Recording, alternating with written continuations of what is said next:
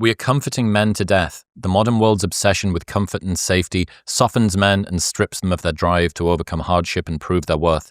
To reduce male suicide rates, we need to give them challenges they can achieve and goals to reach. Do you want to hear something really horrifying? Like really horrifying? You're going to throw up. Okay, I'll try not to. In America, and this is at the start of COVID, it's worse now. In America, the average American man spends 8 years of his life in escapist entertainment, running away from his actual life. 8 years of his life, worth of hours spread across his life, is spent on escaping from his pain. We are comforting men to death, and they don't want it, but it's all they think that they have. So all the porn, all the video games, everything. I'm not against like video games and fun, but men are running away because they don't know how to escape from their pain. And when we don't show them how to build a life that's meaningful, right? You and I talked about this, I think it was 4 years ago, our first ever podcast together, right? If you give a man a purpose and the ability to reach it, he will crawl over broken glass with a smile, right? Mm-hmm.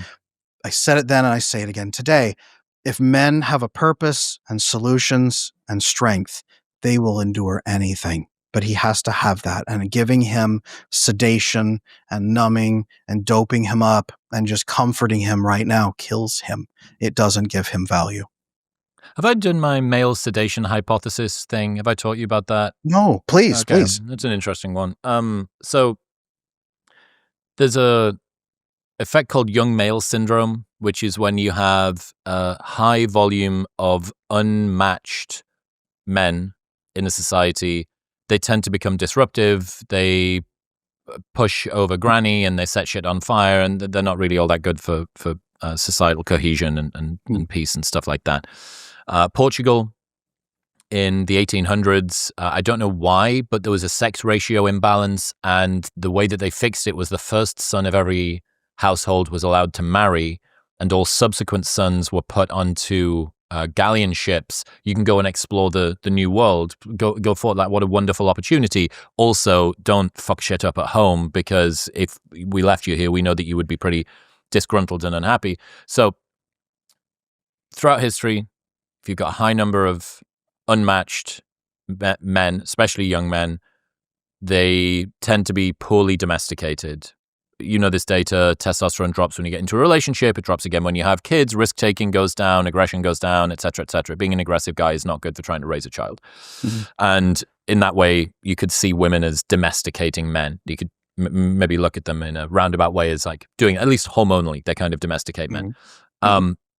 So there's a question to be asked, which is, if we're seeing some of the highest rates of sexlessness that we ever have in high population density areas, why is there not more antisocial behavior? Why are we not seeing more young male syndrome? For all that Adolescence, that show on Netflix, sort of tried to lay at the feet of rebuffed, unhappy, bitter males, boy in that show, the evidence just isn't there. And there's a couple of papers out, one of which is, where is all the incel violence at?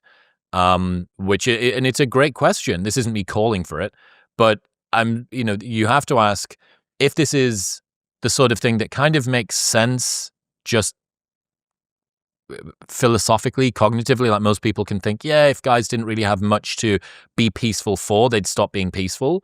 And on top of that, you've got a ton of historical evidence of when this happens over and over again throughout history.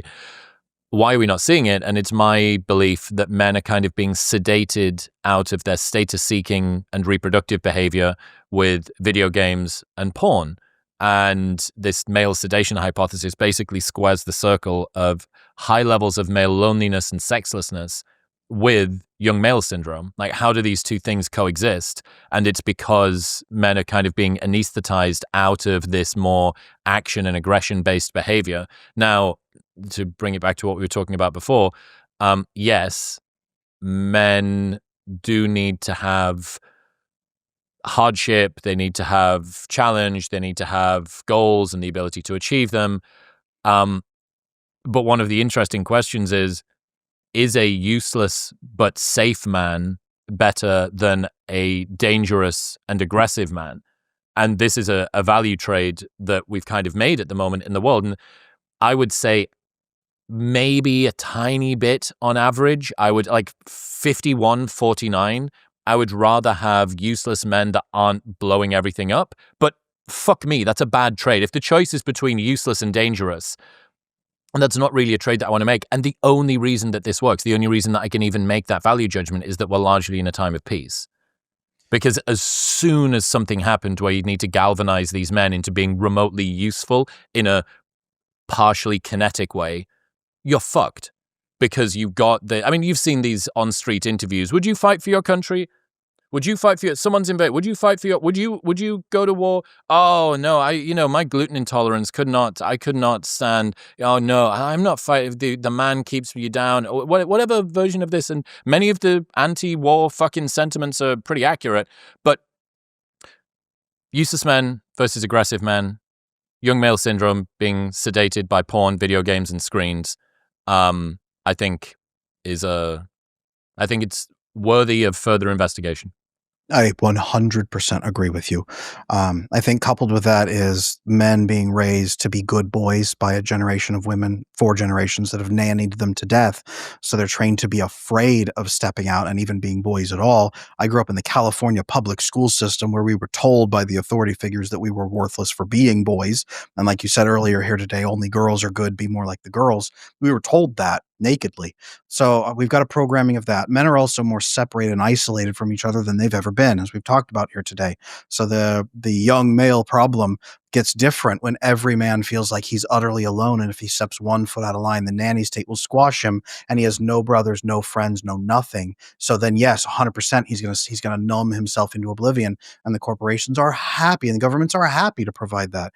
But you're right, pacifism like that, or sedation or neutering, only works if you neuter every single man on the entire planet, because we've seen that what happens in cultures when one man with a group of men sedate and collapse, other men come in and the other women welcome them in and say, oh good, finally men are here, and it just swarms in, and then you crush that population of men.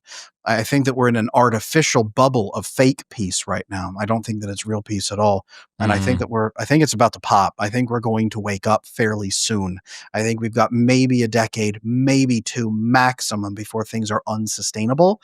And just the number of things that are getting ready to explode in our faces. But there's a lot of things happening right now that men are going to be very, very needed. And I think that the ones who can get out of sedation need to, and the ones who can't are probably going to become casualties, unfortunately.